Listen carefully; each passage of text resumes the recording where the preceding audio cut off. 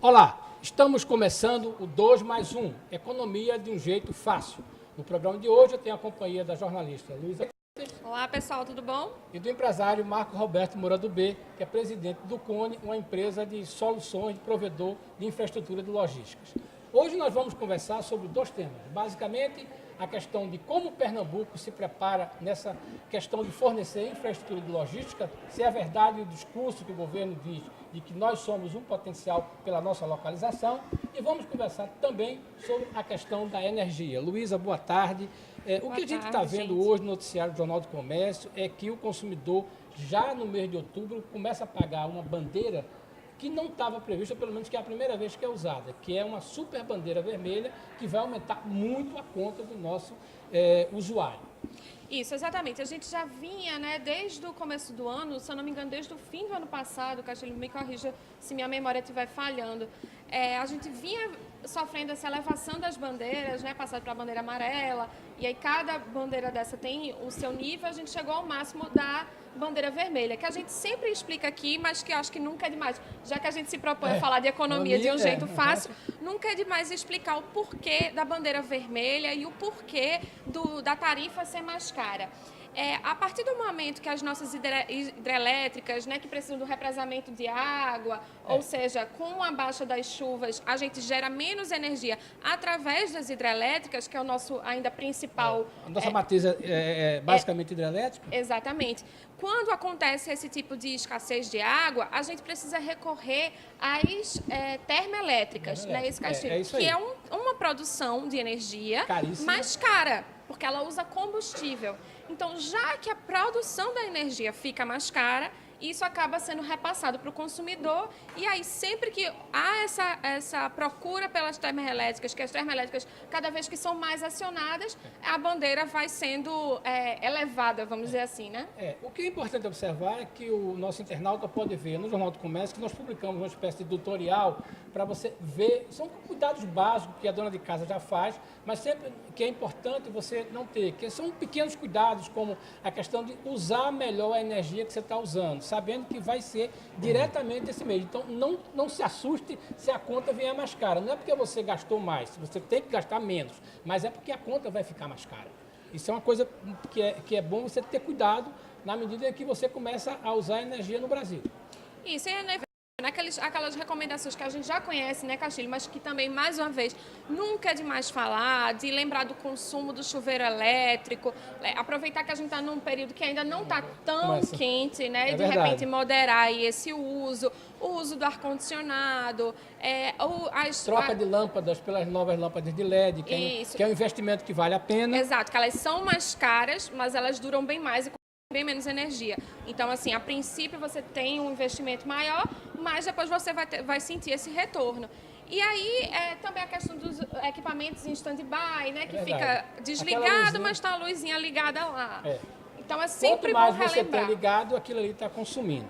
Bom, essa é uma coisa que a gente sempre comenta na edição de hoje, e é sempre é importante lembrar. A partir desta semana, nós estreamos a nossa nova página na internet. A TV JC agora tem uma página que cuida com abriga todos os vídeos. Quem quiser ver qualquer programa do 2 mais 1, qualquer programa da grade, pode acessar. É uma página nova, é sempre bom lembrar, www.tvjc.com.br, e está à disposição de quem quiser. Olha aí, Roberta está mostrando, desculpa, Castilho, Roberta está mostrando aí pra gente, é bonito, tá vendo tudo organizadinho, mais fácil de achar. Se você viu algum programa, ou de repente quer ver de novo. E quer mandar para alguém, pode fazer. Exatamente. Eu tenho algum, de repente o chefe que apareceu, ou alguém da sua empresa que apareceu aqui, ou também em outros programas, acompanha o 2 mais 1, mas quer saber mais do que a TV JC tem a oferecer. Então é só olhar lá a página que tá linda. Bom, Vamos conversar sobre logística? Vamos Pois lá. é. Nós estamos recebendo hoje aqui no nosso estúdio o empresário Marco Roberto Moura do B, que é presidente da Cone, que é uma empresa provedora de soluções de logística.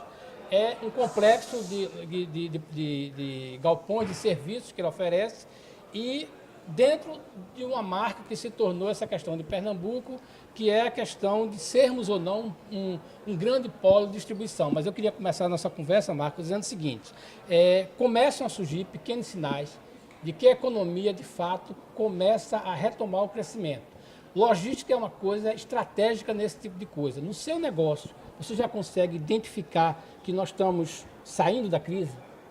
Boa tarde, Castilho. Boa tarde, Luísa. Obrigado por ter o convite. Sim, Castilho, eu realmente vejo uma melhoria sensível da economia, da procura, a partir também de uma leitura macroeconômica do que está acontecendo, né? São três grandes pilares, a questão da redução do endividamento das famílias. Em segundo lugar, há uma melhora no balanço operacional das indústrias, das empresas, com a redução do estoque. E em terceiro ponto, a inflação, né, que reduziu bastante, que levou também à redução da taxa de juros. Tudo isso também é bom lembrar que foi durante a crise que as empresas buscam a logística, buscam as soluções para aumentar a sua eficiência. Vocês estavam falando de energia para o consumidor final, a energia é muito importante para as empresas. Então nós temos diversos casos lá no Cone, né, que fica na região de Suape, no Cabo Santo Agostinho e no município de Jaboatão dos Guararapes, que as empresas saíram, né, de áreas antigas, mal instaladas, e vieram para o que nós chamamos de logística avançada, aumentando assim a eficiência de energia, a eficiência do estoque delas, do giro do estoque, uma série de outras vantagens e serviços que a gente pode comentar. Castilho, se me permite, eu queria fazer uma pergunta pelo seguinte: quando a gente entrevista vários empresários de vários segmentos diferentes, que diante da crise conseguiram segurar a onda de alguma forma, alguns conseguiram até crescer, e aí eles falam muito da questão de gestão, mas também falam muito de logística. Conseguiram manter as contas, de repente até ter algum crescimento por conta da gestão da sua logística. Queria que você explicasse de uma forma geral para as pessoas que não estão muito ambientadas nesse mundo, o que é que a logística pode fazer de tanta diferença? Esse conceito que você está falando, o conceito Exatamente. de logística avançada. Eu vou dar dois exemplos de duas empresas que talvez vocês não conheçam o nome, mas vão conhecer como o produto chega lá. Um exemplo é a empresa de logística Martin Brower, que faz as entregas da McDonald's, da Subway, Do Burger, né, do Subway, dos fast food, né? Então, ela estava instalada num local antigo, precisando melhorar a eficiência, né, no geral, uma empresa multinacional, mas também por conta da crise. E nas instalações, eles conseguiram reduzir 20% no custo da energia, fazendo instalações mais modernas, mais novas, mas ao mesmo tempo, estando próximo a outras empresas e formando assim um aglomerado, que a gente dá o nome disso de clusters, um cluster logístico, eles têm diversas vantagens para reduzir custos e compartilhar outras despesas, que acabam, por fim, melhorando a eficiência logística deles. Um outro exemplo, por exemplo, é o Grupo Pão de Açúcar, que por conta dessas lojas Pão de Açúcar Minuto, teve que ampliar a sua operação logística. Nós temos uma área grande do Pão de Açúcar lá. Eles saíram de 3 locais, concentraram a sua atividade num centro de distribuição que serve a todo o Norte e Nordeste e conseguiram, por exemplo, reduzir em 4 dias o estoque médio que ele precisa ter, no CD. E aí, trazendo aqui dentro da linguagem do programa, né, que é Economia Fácil, trazendo para uma escala humana, quando você traz uma mercadoria para um CD desse, você tem que transbordar, colocar dentro de um pallet, organizar, tudo isso tem custo, né? E se você comparar isso, por exemplo, com um passageiro que sai para viajar para Disney, por exemplo, de Recife para Orlando direto, é mais barato do que sair fazendo escalas. Então, o que o cluster logístico traz são essas vantagens de ter empresas afins, umas próximas das outras, gerando valor. Marcos, uma coisa que me chama a atenção, eu já aqui estou nessa área de economia há algum tempo, é o seguinte: há um discurso do governo de que pela localização, pela infraestrutura, e pelo parque industrial que nós temos um diferencial nessa questão de logística. Eu olho, observo e queria saber o seguinte, isso é verdade ou é apenas um discurso de marketing? O fato da tua companhia estar aqui instalada, ela não veio por acaso, mas o que é de verdadeiro quando a gente fala que Pernambuco é um bom lugar por causa da questão da logística? Castilho, eu vou voltar para 1954, quando um padre que passou por aqui, chamado Padre Lebré, ele fez um planejamento estratégico para o Estado, que inclusive a CEPLAN publicou um livro muito bom, recentemente, eu até recomendo, sobre esses planos do padre. Ele realmente visualizou que um dia Pernambuco teria que ter um porto, teria que ter óleo e gás, teria que ter automotivo, tudo isso. Eu diria que esse foi o último grande plano estratégico que o Estado de Pernambuco teve, mas que os governos, desde então, o SWAP tem mais de 30 anos, conseguiram implantar né, e criaram fundamentos desse potencial geográfico, porque de Recife você tem 90% do PIB do Nordeste a 800 quilômetros. Se você baixar um pouco mais para 250 quilômetros, você tem 50% do consumo do Nordeste. Então, por natureza, desde a Companhia das Índias, lá atrás, Recife tem esse potencial. Agora, eu acredito que esse potencial ele está muito pouco utilizado. Eu diria que a gente tem hoje uma infraestrutura colocada, né? Nós temos um aeroporto no modal aéreo muito bom, tem agora o hub da Azul que veio a colaborar, temos o porto de Suape, que é o segundo maior porto em termos de movimentação, mas ainda tem 50% do seu consumo, da sua capacidade sendo movimentada, e nós temos uma malha rodoviária precária que precisa melhorar. Até hoje quem está andando pela BR-101 tem visto o recapeamento, mas a gente precisa de muito mais. E temos no modal ferroviário a Ferrovia Transnordestina, que está bem pensada, mas ainda não chegou. Então eu diria que numa escala de 0 a 10, nós estamos ainda no 3 em relação do que pode chegar, porque esse potencial de Pernambuco pode ser elevado de uma forma que o Estado passe a ser o hub de referência da América Latina. Você acredita nisso, né? Então, agora, por exemplo, você vislumbra algumas ações que seriam necessárias, por exemplo, do governo para potencializar isso? Por exemplo, se o governador Paulo Câmara perguntasse a você, Marcos, você tem alguma sugestão para dar para o governo sobre como é que a gente pode potencializar esse discurso, você diria o que a ele? Eu diria que a gente teria que fazer algumas ações de curto, médio e longo prazo, claro. Existem algumas ações de curto prazo, e se você me perguntar assim, como é que faz para ativar a economia do Estado rapidamente? Eu diria a você que hoje, lá na Secretaria da Fazenda, na parte dos incentivos fiscais, existem diversas empresas numa fila, tá certo, para obter incentivos que já foram dados, são incentivos de leis que existem, que se isso for agilizado, muitas empresas vão obter o PRODEP, programas similares, e vão poder vir a Pernambuco. Por outro lado, existem empresas que têm os incentivos, mas por alguma razão saiu do Estado. É preciso pegar esses que querem entrar e esses que saíram e ter uma conversa para entender o diagnóstico e trazer eles, porque esses são os que estão mais próximos. Mas do ponto de vista de médio e longo prazo, é preciso colocar a estratégia da logística ligado à inovação, porque nós temos um outro porto, que é o Porto Digital. Sim. E essas duas coisas que são muito ligadas, elas serem colocadas no centro da estratégia do Estado, porque, mais uma vez, o cluster logístico, que o cluster, mais uma vez, é um aglomerado de empresas, né, que se beneficiam, como Hollywood é o entretenimento, como Detroit é o automóvel, Atlanta, ou como o Vale do Silício é para a tecnologia. Pernambuco pode ser esse cluster logístico, porque, por natureza, a logística ela é diversificada. Então, quando acontece uma crise, uma indústria está afetada, não necessariamente vai prejudicar o Estado, como, por exemplo, aconteceu na cidade de Detroit em 2008, lá nos Estados Unidos. Então, a logística ela serve a várias indústrias e pode, com isso, trazer muito benefício na estratégia do Estado.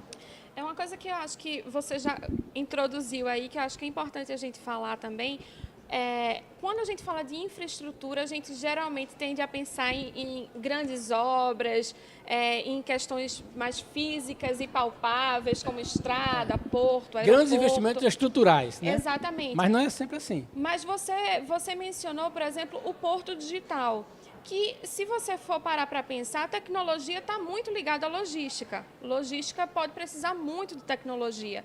E a gente tem aí um pessoal que, enfim, que tem trabalhos fantásticos, está ganhando o mundo. Aí eu queria saber se vocês têm alguma proximidade com o Porto Digital, qual é a relação de vocês com o Porto Digital para trabalhar pela logística. Demandar produtos, né? Eu gosto muito desse tema, sabe? E eu tenho conversado com a DDPR e também tive contatos com o Porto Digital. E eu visitei o MIT, né, que é o Centro de Tecnologia de Massachusetts, lá em Boston.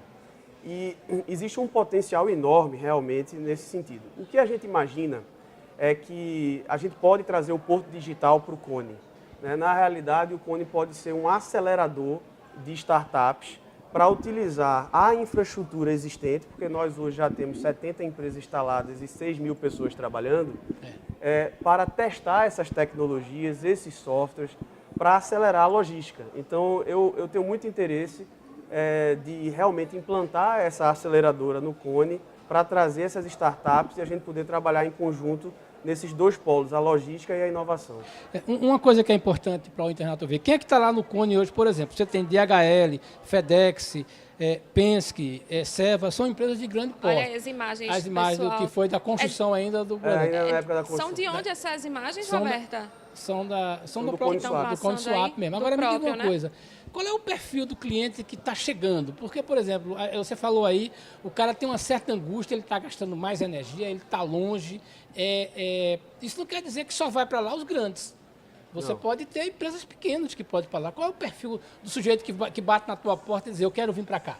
Sabe qual é uma das vantagens dos clusters logísticos? É que, como se as empresas relativamente pequenas, as empresas médias, elas tomam partido da escala do condomínio para poderem operar até como empresas grandes, porque existe um compartilhamento de serviços, de conhecimento. Então, uma das coisas, por exemplo, Castilho, que a gente está bastante focado em trazer, é que, no longo prazo, a infraestrutura tende a ficar obsoleta em algum momento, né? E uma das camadas que nunca fica é o conhecimento. Então, uma das coisas que a gente está trazendo já trouxemos o CMAS para fazer cursos para operadores de empilhadeira e outras funções logísticas, mas a gente está ampliando esse leque. E aí eu vou lhe dar um dado muito interessante para você ver a capacidade desse potencial instalado de Pernambuco em relação à logística.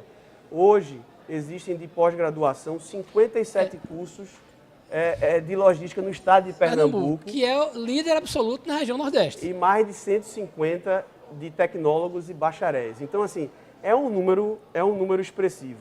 Então, existem empresas de vários portes, pequenas, médias e grandes, que se beneficiam desse efeito, mas também existem empresas, como, por exemplo, eu não posso ainda falar, porque a gente tem uma cláusula de confidencialidade, mas uma grande empresa de consumo, uma empresa que tem várias marcas. Você está dizendo que está ganhando um cliente novo. Isso. Mais um é um que está entrando, uma área de 25 mil metros quadrados, é uma área grande. E justamente porque essa empresa ela vai se beneficiar de estar próximos a quem ela... O ecossistema. É o ecossistema. Então, você imagina o seguinte, se ela tem um produto que vai entregar para o Pão de Açúcar, para o Macro, para o Carrefour, só o fato de ela não gastar, por exemplo, para cada transbordo e montar um pallet, que a cada vez custa R$25, ela pode entregar diretamente. Então, no ano, ela pode criar economias realmente muito expressivas. Você tem uma liderança nesse setor, você tem conversado com o governo, e nessa onda dos cursos, você está querendo sempre ampliar a conversa. Você está falando que está querendo, ainda esse ano, ou talvez no começo do ano, acho que esse ano ainda, trazer players, pessoas de altíssimo conhecimento que possam ajudar nisso aí. É uma conversa que está planejada ou a gente já pode ter alguma conversa com alguns desses ícones que são do setor de logística no mundo? Há alguns anos eu visitei o MIT e fiquei muito impressionado com o que existe de estudos e avanços desse tema logística avançada.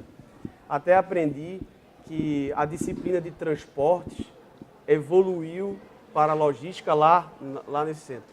Então eu tive a oportunidade, depois de ler um livro que eu queria indicar a quem gosta do tema, que se chama Clusters Logísticos, Logistics Clusters. Depois a gente pode passar aqui. Eu acho que a gente tem alguma coisa aí, não tem? Da página dele, mas diga. Isso. Então eu conheci o professor Yossi, que ele é o líder desse departamento do MIT e autor desse livro, Logistics Clusters. E ajudou a desenvolver diversos centros como esse, em lugares não gigantes, em lugares com porte como o de Pernambuco, como na Espanha, em Saragoça. A gente está mostrando aí a página dele na internet, Isso. O professor Yossi. E nós já conversamos com o Yossi, ele vai vir a Pernambuco para a gente ampliar esse debate da estratégia de consolidar e o que priorizar para os clusters logísticos. Eu já conversei com o governo do estado, também pretendemos convidar outros senadores de Pernambuco, a Federação das Indústrias, a Câmara de Comércio Brasil-Estados Unidos, Apex, enfim, né? a Apex, a gente teve conversas com a Apex, a DDPE, para ampliar essa discussão do médio e longo prazo, para colocar essa estratégia no centro da estratégia de Pernambuco. Castilho, eu queria só ler alguns comentários aqui que o pessoal deixou. Hernandes Silva, ele deixa aqui a crítica dele, né? Ele diz: a logística do Brasil é uma das piores do mundo por falta de infraestrutura. É verdade. E aí ele fala justamente da questão que você estava mencionando, que ainda depende muito de estrada, enfim, de toda uma série de coisas que a gente fica realmente dependendo da parte do governo. E aí eu queria falar também de Zilka Brandão Gomes, que falou: parabéns pelo programa, está ótimo e eu estou sempre ligada. Zilka, muito obrigada pelo carinho, por deixar aqui e falar com a gente.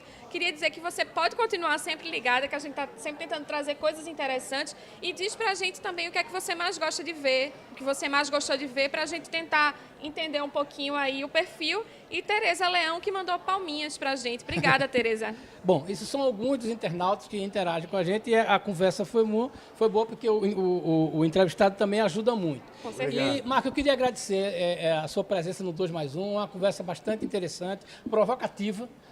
Certamente autoridades ouvem isso e pessoas estão conversando sobre isso. É uma provocação muito interessante e muito obrigado por ter vindo conversar com a gente. E como a gente sempre faz toda semana, a gente termina o programa da gente chamando uma frase de alguém que tem a ver com o entrevistado, com a economia, o momento da economia. Essa semana eu tentei captar uma frase do Albert Einstein que diz o seguinte: não tente ser uma pessoa de sucesso, em vez disso, seja uma pessoa de valor.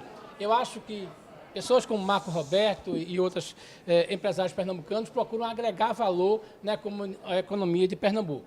O 2+1 fica por aqui. Você pode ver na nossa página da internet esse programa e outros programas da série 2+1. E nós voltamos na próxima semana, sempre com convidado para falar de economia de um jeito fácil. Até a próxima semana. Obrigada, gente. Tchau, tchau. Obrigado a vocês. Obrigado.